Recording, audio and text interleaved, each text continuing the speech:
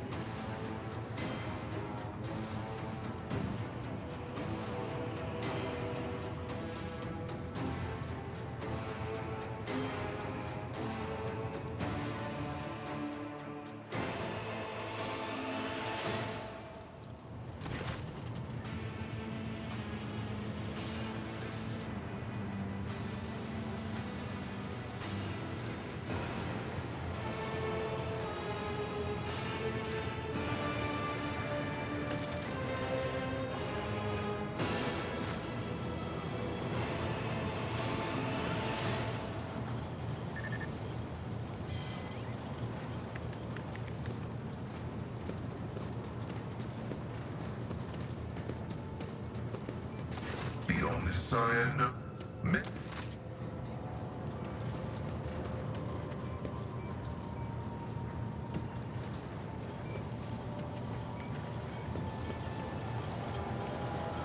To what do I owe this visit?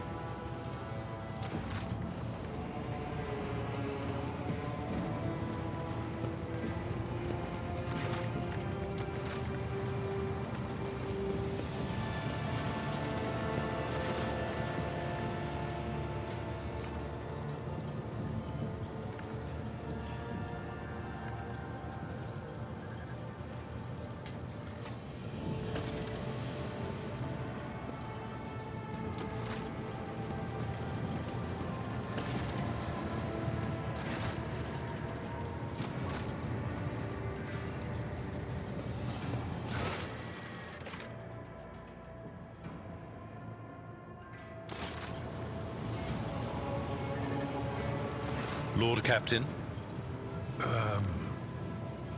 No, definitely not. No, I don't recall anything like that. Lord Captain.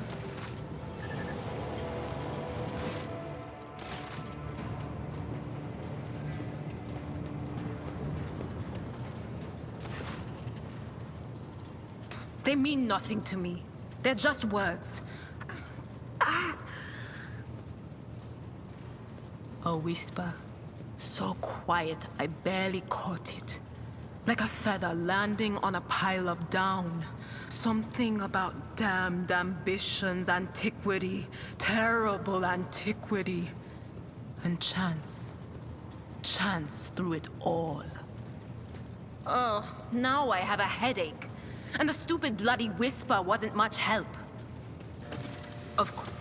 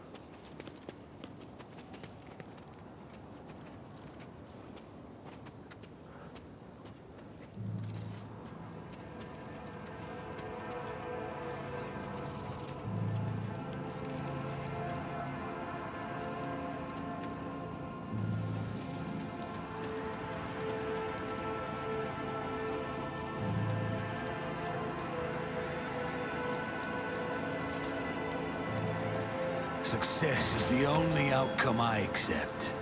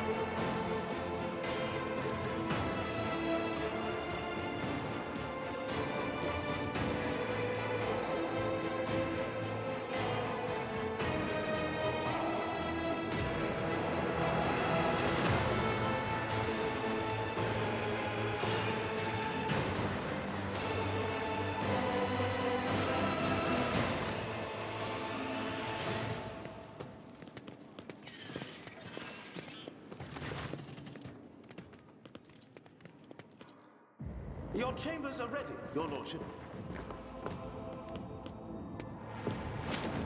Guards! Intruder! Quiet. Time to sleep. We need to talk in private. We have matters to discuss, von Valancius.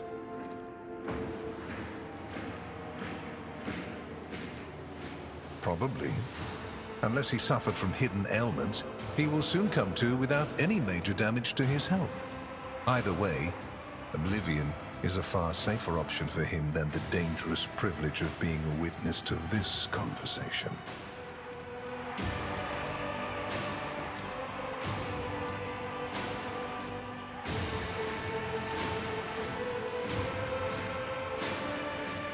A commendable openness to cooperation. It will be taken into account. Master Van Kellox has spent enough time with you. He will vouch for your words. What stands out from your recent accomplishments is the suppression of a rebellion on Janus, the battle against the archenemy's minions on Kiava Gamma, and, of course, the unusual interest the Drakari have shown in you. Then that is what we will discuss. Does it?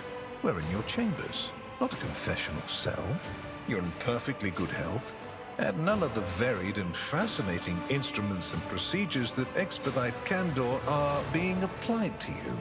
I assure you, you would immediately know if our discussion turned into an interrogation.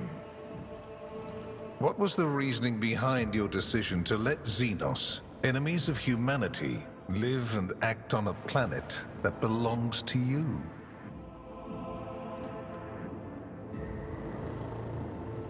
Strike deals? Absolutely. Cooperate? To a degree. But not hand them inhabited worlds on a platter. I suggest you read your warrant more closely. Remember, the hallmark of a wise rogue trader is to realize that the phrase, "I can do anything," means I can do almost anything.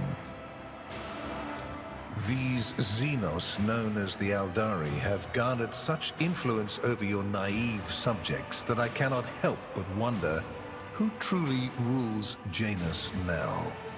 I must inform you that, should any evidence surface that the Xenos power continues to expand in your domain, it will mean a death sentence for your colony.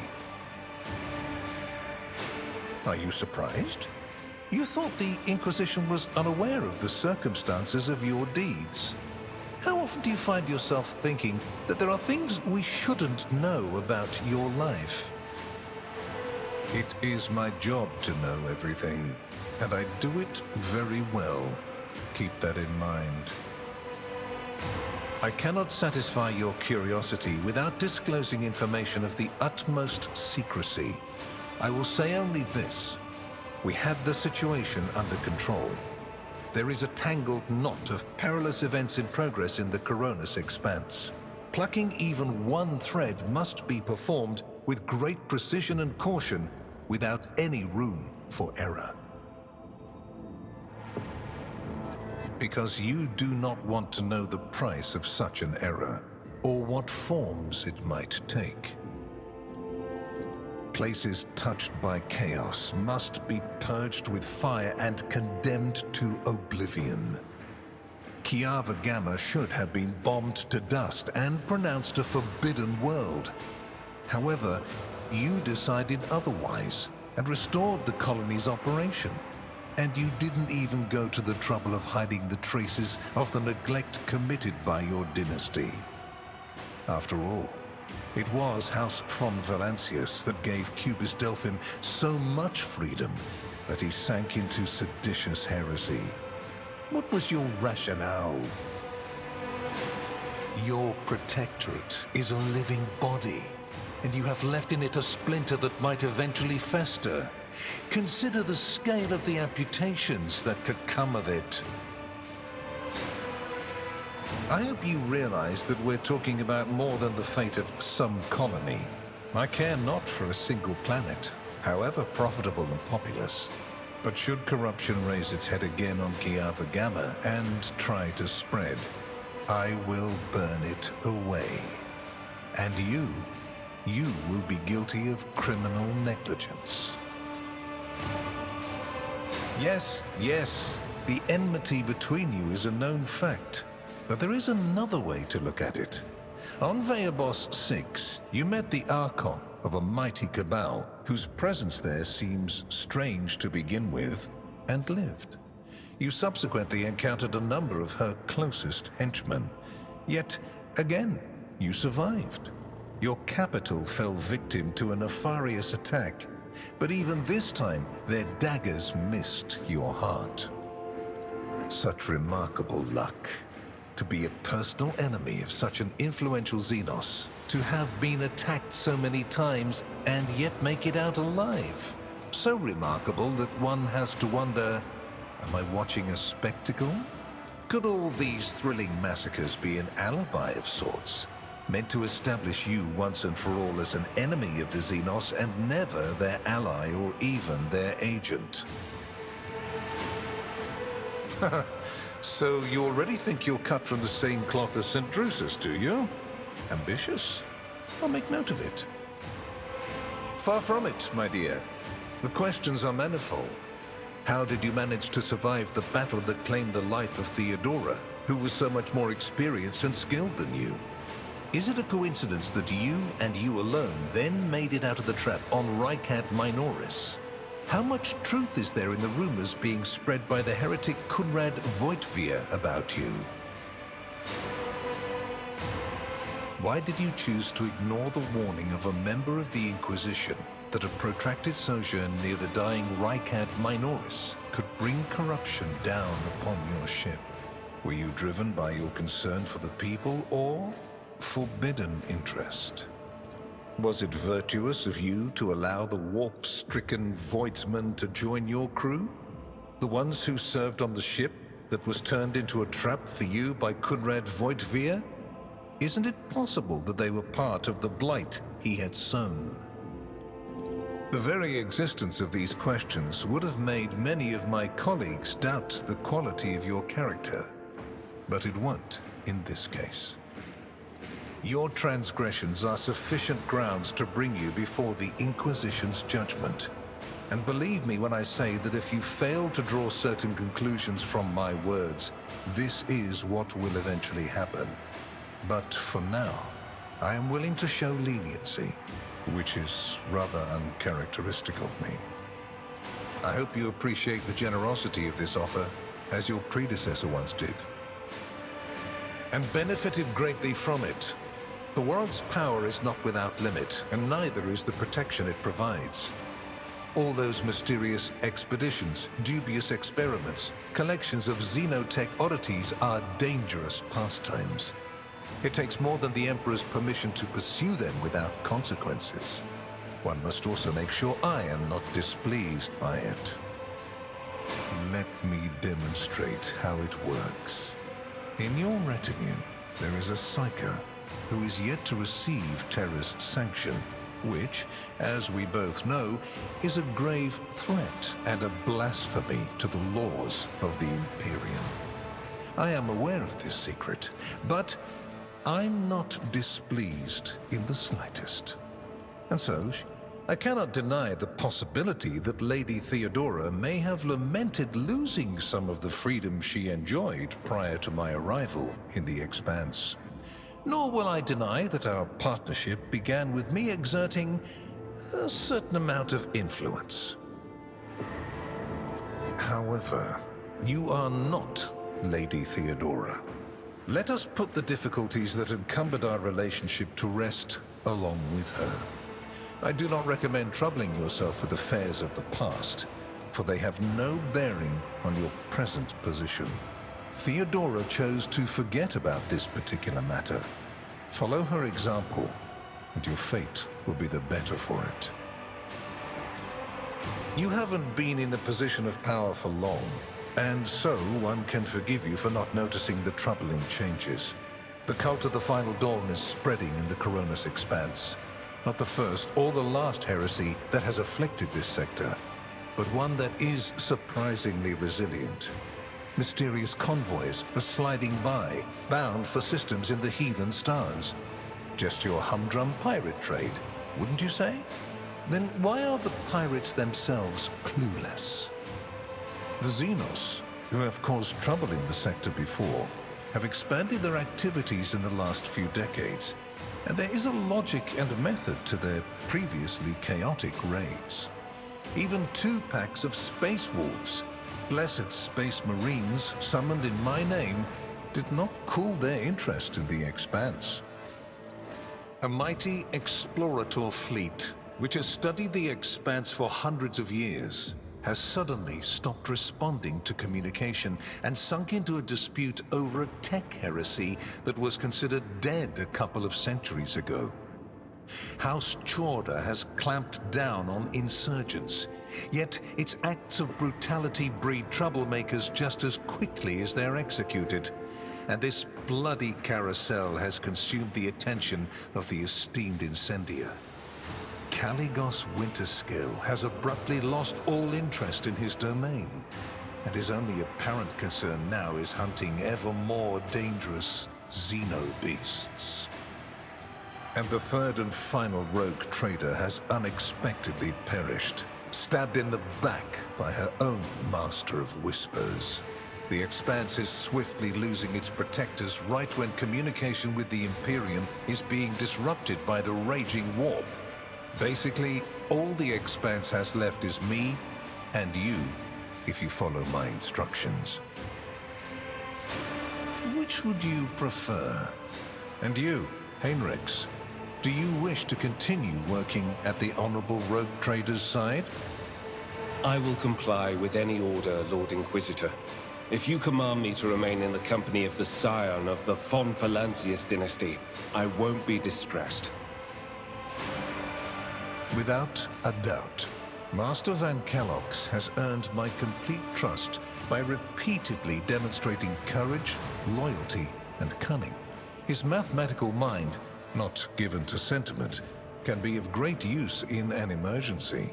You, my dear Heinrichs, have made a far better agent than you would have a pilot of an Imperial Knight.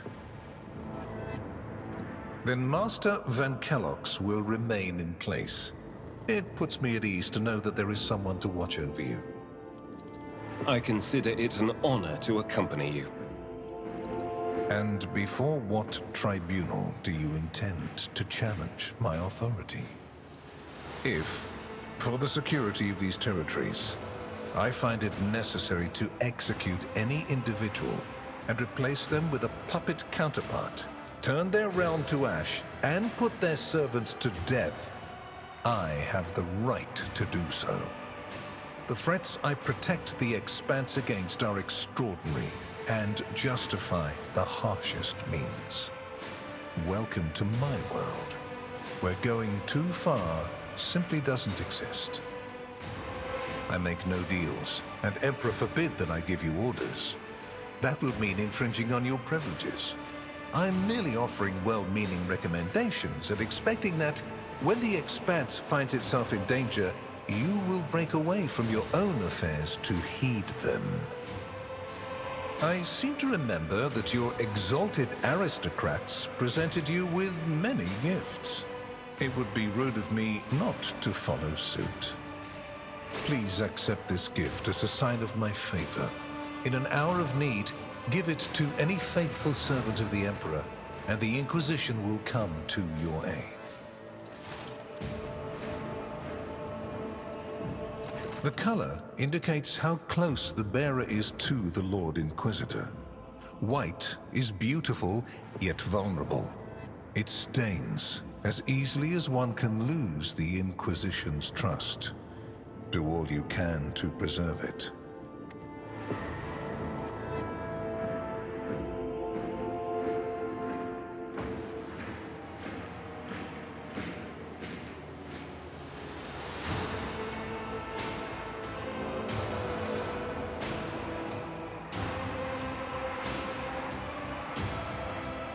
Then we have reached a consensus, and I am pleased to see it. Here is where we part. My shuttle is waiting. It is time for me to return to my watch, for you to sleep, and for your servant to wake up. Until next we meet. Well, you will obviously want to discuss what just happened. But not now, I presume. Right now, it would be better for you to rest and think on the Lord Inquisitor's words in private. I bid you good night, rogue trader.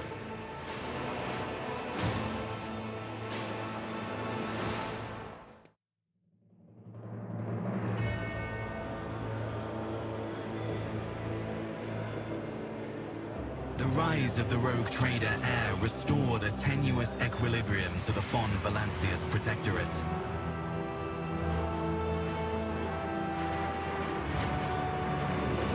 For a time, threats subsided, activity returned to trade routes, and reclaimed worlds began to heal.